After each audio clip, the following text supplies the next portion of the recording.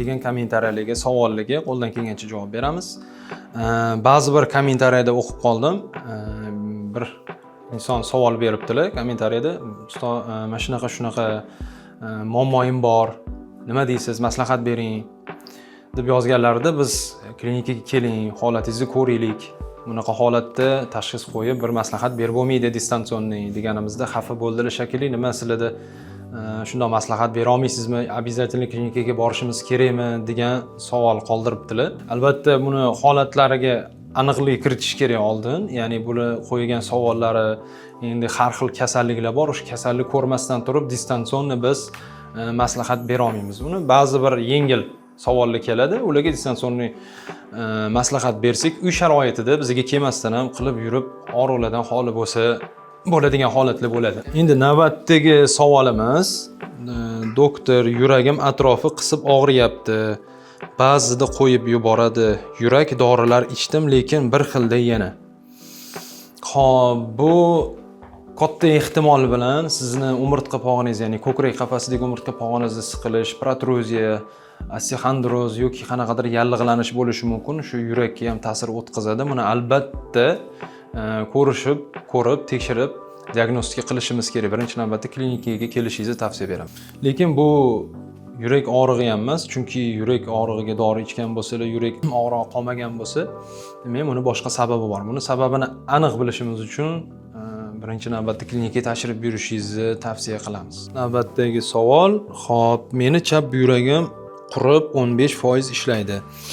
Lekin davleniyam o'ynaydi. Yuragimni davolashadi. Yuragimga olgan ukollarim bu yuragimga yoqmaydi. Nima qilish kerak? Xo'p, bunda buyrakni aktivniyasi tushib ketgan bo'lsa, ya'ni bu holatda birinchi yordam beradigan bizni qadamimiz, ya'ni meridian nuqtalar bilan ishlanadi. Ya'ni shu har bir organning o'zining meridian nuqtasi bo'ladi. Ya'ni ichki organ faoliyati pasaysa yoki ko'tarilib ketadi ba'zida bir xillarnikida. Ana shu holatda ko'tarilgan bo'lsa, uni tushirib me'yoriga keltiriladi. Agar tushib ketgan bo'lsa, o'sha meridian, pochkani meridian nuqtasi orqali faoliyatni sal oshirsa bo'ladi. Ana undan keyin mushaklar holatini, yurakka nagruzkani kamaytirish mumkin. Buni albatta baribir tekshirib ko'rishimiz kerak. Hop, keyingi savol, dori ichganda halqum tomoqda bir narsa tiqilganday bo'lib qolyapti. Hop, agar tabletka yoki qanaqadir kapsula katta bo'lgan bo'lsa, tomoqdan shunaqa qiyinchilik bilan o'tadi ba'zida, yokida sizdagi shamollash yoki boshqa tomoqdagi yallig'lanish kabi shunaqa muammolar bo'lishi mumkin. Albatta buni birinchi navbatda lorga uchrashingizni tavsiya beraman. Hop, navbatdagi savolimiz, revmatoidniy poliartritda nima qilsa bo'ladi? 14 yil bo'libdi, og'riyotganimga maslahat bering debdilar. Yana bitta javob yozibdi, eng qizig'i bizni bemorlarimizdan. Mani bolaligimdan bor edi. Hozir 50 yoshdan oshdim. Shularni muolajasidan keyin qiynalmay yuribman. Birinchi navbatda savol qoldirgan opamizga klinikaga tashrif buyurib, birinchi holatingizni o'rganib, ko'rib chiqishimiz kerak. Albatta, ko'rmasdan turib bir narsa deya olmaymiz.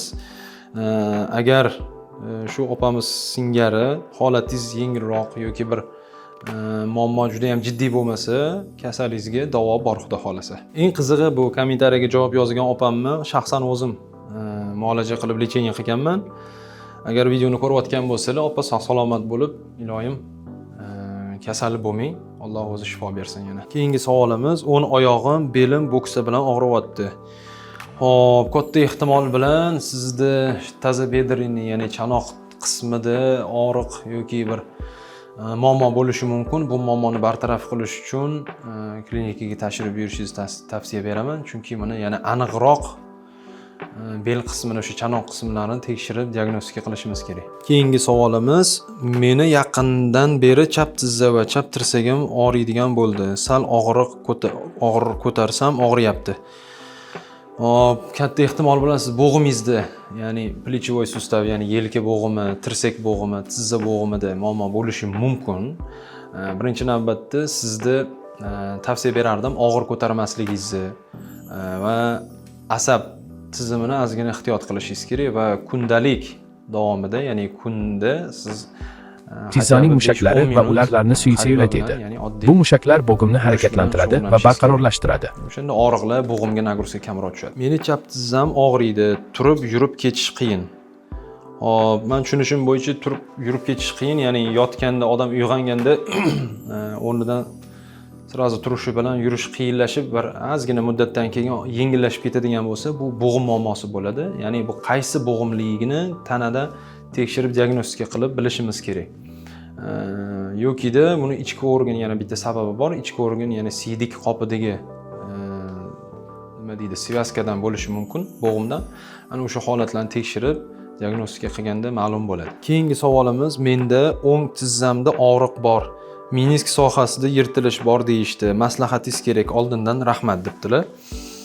Xo'p, avvalo u meniskdagi yirtilish darajasini aniqlashimiz kerak. Ya'ni polnotsенный yirtilishmi yoki qisman yirtilishmi?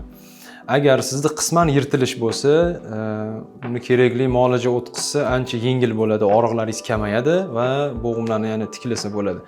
Agar polnotsенный, ya'ni to'liqligicha uzilib ketadigan bo'lsa, bu yerda kineziologiya o'sha ojiz bo'ladi. Uni faqat xirurgический вмешательство, ya'ni shu jarrohlik amaliyoti o'tkazish kerak bo'ladi. Hop, keyingi savolimiz: men doimiy xavotir, qo'rquvda yuraman. Qanday yordam olsam bo'ladi debdilar. Xo'p, birinchi navbatda siz bilan ozgina suhbat o'tkazishimiz kerak. Qo'rquv nimadaligini va nima sababdanligini, ichki organdagi faoliyatingizni tekshirishimiz kerak. Bunda sal boshqacharoq podxod bo'lgani uchun albatta klinikaga tashrif buyursangiz, ozgina suhbat o'tkazib, buni tagiga yetishimiz kerak bo'ladi birinchi navbatda. Navbatdagi savolimiz: salom, yaxshimisiz? Men qo'lim bittasi yopilib ochilmay qoladi, barmog'im. Nima qilsa bo'ladi debdilar. Xo'p, buni agar qo'lingiz ochilmayotgan bo'lsa, bo'g'im, mushaklaringizda muammo bo'ladi. Yana muammongizni aniq tushunish uchun savolingizni qaytadan aniqroq qilib informatsiya berishingizni so'rab qolardim. Hop, navbatdagi savol yo'llashibdi, ketma-ketlikda ikkita savolni bitta qilib javob berishga harakat qilamiz. Menimcha manfaatli bo'ladi. Assalomu alaykum, varikozni ham davolaysizlarmi? Ikkinchi savol: doktor, yaxshimisiz? Menda varikoz yo'q. Juda ham sog'lom edim. Shu kesirva bo'ldim, ichki qon ketish bo'ldi. Undan keyin chap oyog'imda tromb hosil bo'ldi, yordam bering debdilar. Xo'p, bunaqa holatda oyoqdagi qon tomirlarni agar qon tomirlar bo'rtib chiqib ketgan bo'lsa, juda ham og'riqlaringiz kuchayib ketgan bo'lsa, oyoqda ishlar paydo bo'lgan bo'lsa, kechasi sudraga bo'lib oyoqlaringiz hali yurak organga o'xshab puls sezgandek bo'ladi. Agar shunaqa narsalar sizda paydo bo'lgan bo'lsa, buni albatta flebologga borishingizni tavsiya qilaman.